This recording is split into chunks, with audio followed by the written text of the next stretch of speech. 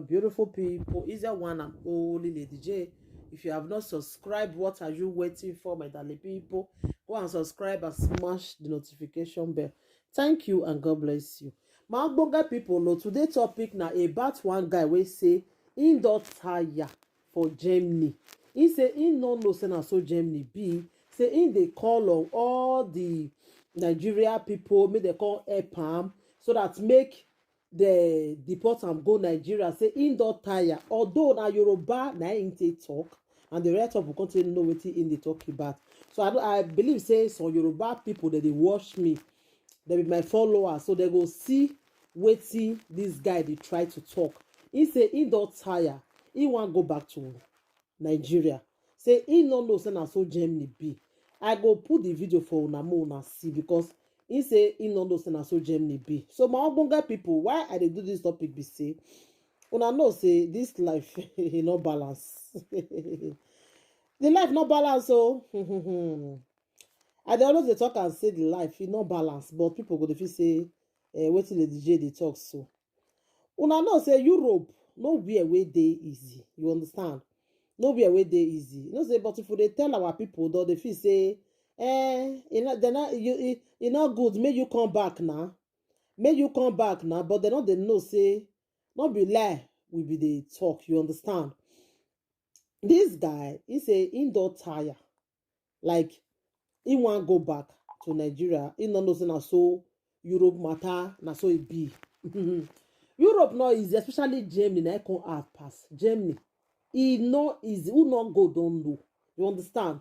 Who no go no know, because so many people don't they go dey better place where they okay for. They don't say no, they want run to Germany, they want come Germany. Say don't be say Germany no good, Germany good, but not be the way people they reason na like Germany. You not fit dey Germany make you lazy. That one not dey possible.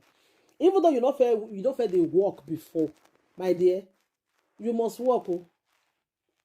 Even though you be the lazy type where woman they give money before, as far as say you don't come Germany, you go work.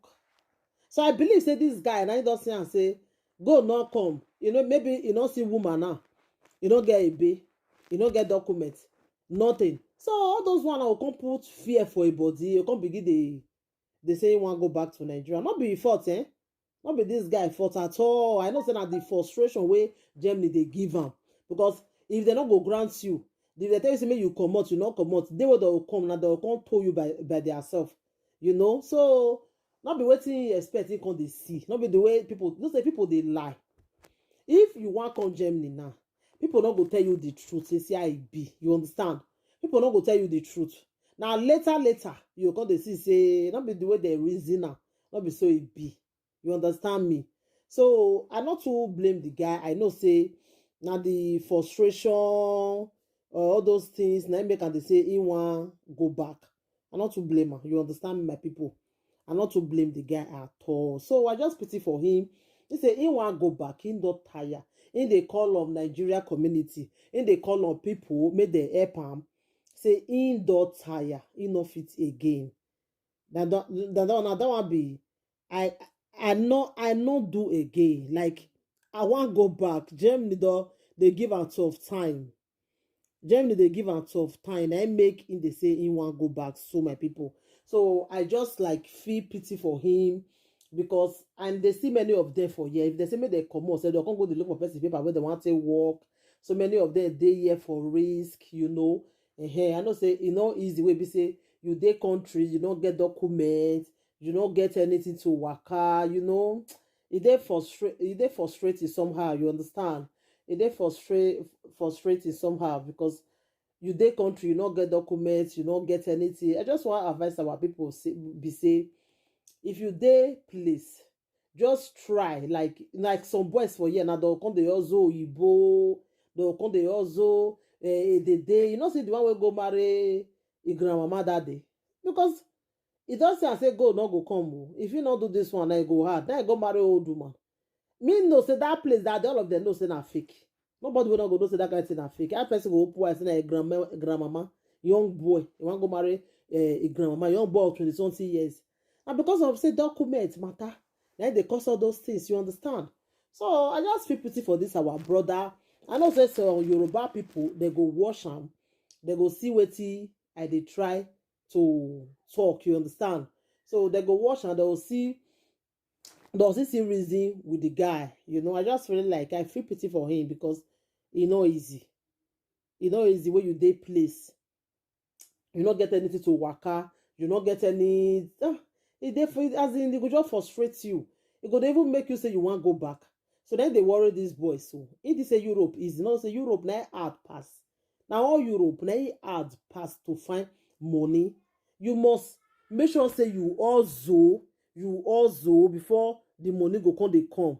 You understand? They not they sleep they see money for Europe. They not they sleep they see money lie. They not they sleep they see money. People when they say that they sleep.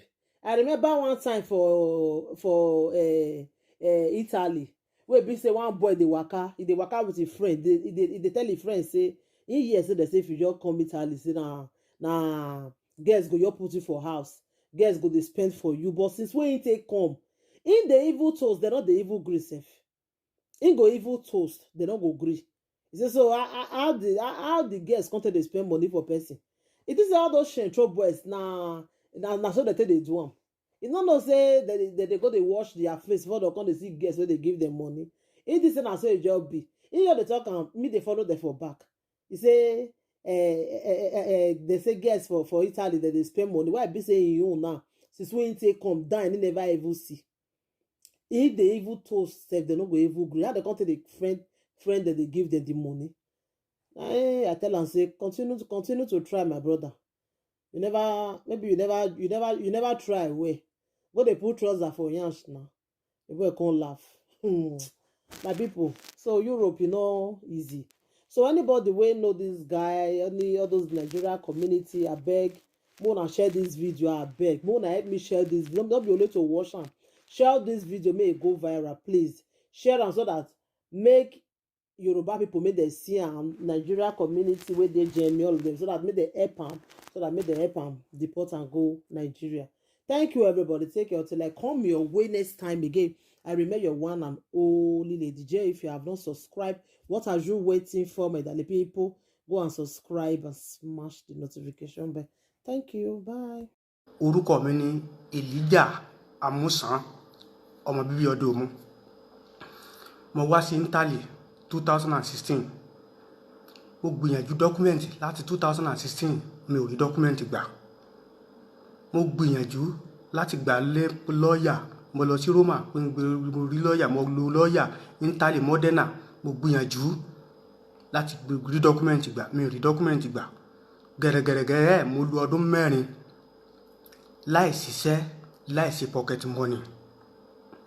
So mo dẹ̀ wá bẹ̀ gbogbo àwọn orílẹ̀-èdè Africa, orílẹ̀-èdè àgbáyé, Nigeria, láti rescue mi padà láti Europe padà wá sí Nigeria.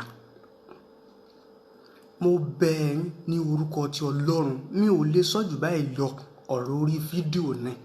Kò ṣeé sọ jù báyìí lọ, ṣùgbọ́n màá sọ díẹ̀ ńbẹ̀. Nínú díẹ̀ tí màá sọ ńbẹ̀ náà ni láti ràn mí lọ́wọ́ láti padà lọ sí orílẹ̀-èdè Nigeria. Ó ti pé ọdún 5 tí mo wọlé sínú ìlú yìí. Ọdún 20 ó ti wọ ọdún 5 tí mo wọ sílé sínú ìlú yìí, kò sí ọ̀nà àbáyọ kankan fún mi.